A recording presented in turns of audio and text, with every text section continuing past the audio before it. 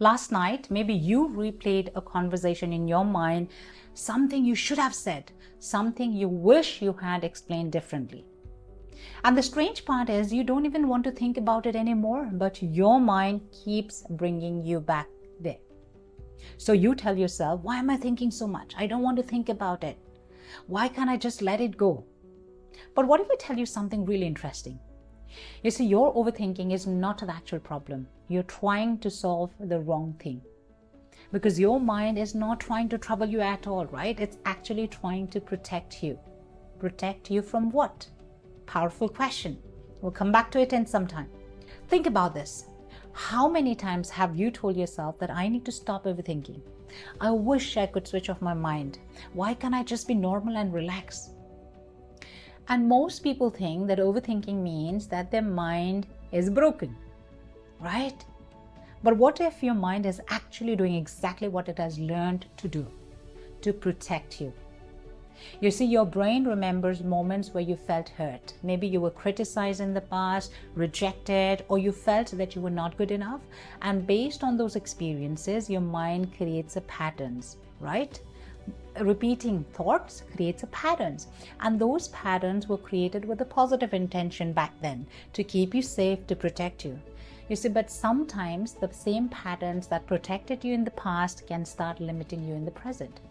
And that's where overthinking begins.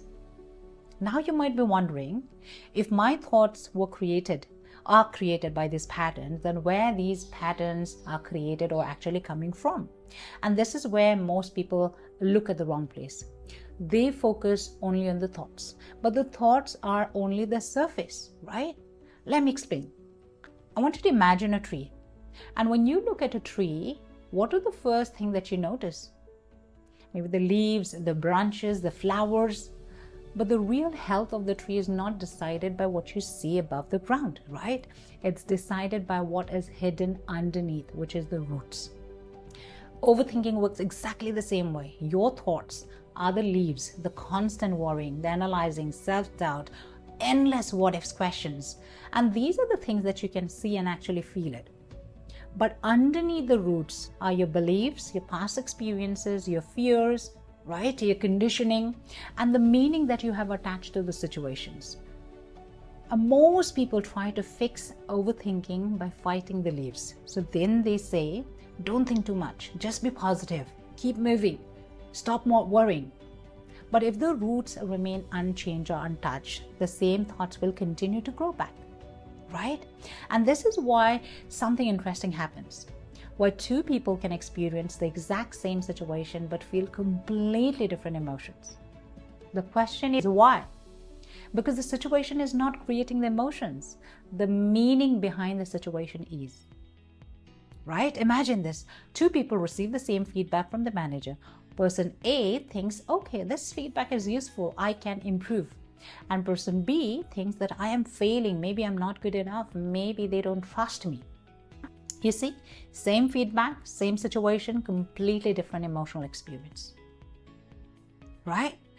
Because they are not reacting to what happened. They're reacting to the meaning their mind created around what happened. And this is the part most people miss. You see, the thought is not always the problem. The meaning behind the thought is. So instead of asking, why do I overthink so much? A better question would be, what is creating this pattern inside me? Because behind most overthinking, you will usually find one of these hidden roots, which I'm going to talk about.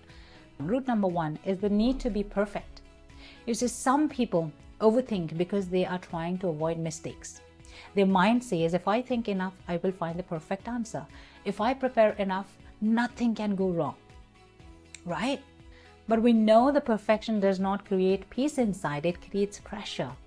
So instead of asking, what is the perfect decision? The better way of asking could be, what is the best decision that I can make with what I already know today? Because confidence does not come from always being right? It comes from trusting yourself in the first place. Root number two, the need for approval, right? Having a conversation and replaying that and wondering about, did I say something wrong? Did they misunderstand me? Are they upset with me? always seeking for approval, right, and validation. And this happens when your inner peace depends too much on how others see you. But the truth is, you cannot control everyone's opinions, can you? You cannot control everyone's reactions. You can only control how honestly and consistently you show up for yourself. Route number 3, the fear of uncertainty. Now picture this. Picture someone standing in the crossroads, refusing to move because they can't see what's at the end of either of road. And that's what your mind does with uncertainty. It wants answers. What will it happen? How will it happen? When will it happen? But we know that life does not always give us guarantees, right? And this is where many people get stuck. They can't move forward. They wait for complete clarity before taking actions. And like I said, confidence is not knowing everything. Confidence is trusting yourself even when things are not clear.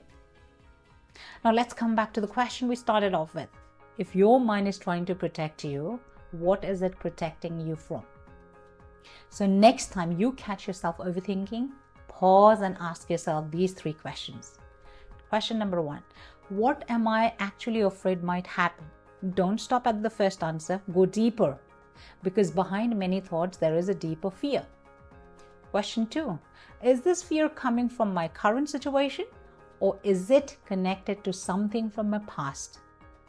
Sometimes today's situation activates yesterday's or any of your past emotions. Question 3, if I trusted myself completely, what would I choose? Now this question shifts you from fear into confidence. From what if something goes wrong to even if something goes wrong, I can still handle it. Right? You see, many times your mind is simply using an old strategy to protect you. But you are allowed to create a new response. You are allowed to trust yourself, right? You're allowed to move forward without having every answer. Because inner peace, or the peace that you're looking for, does not come from controlling every possible outcome, right? It comes from trusting yourself through every outcome. And if you want to go deeper into understanding how your patterns are created, comments below with the word inner shift and we can explore it together. And if this video helped you see your overthinking a little differently, subscribe and share it to someone who always says, I don't know why I think so much. And keep learning, and I'll see you next time. Bye for now.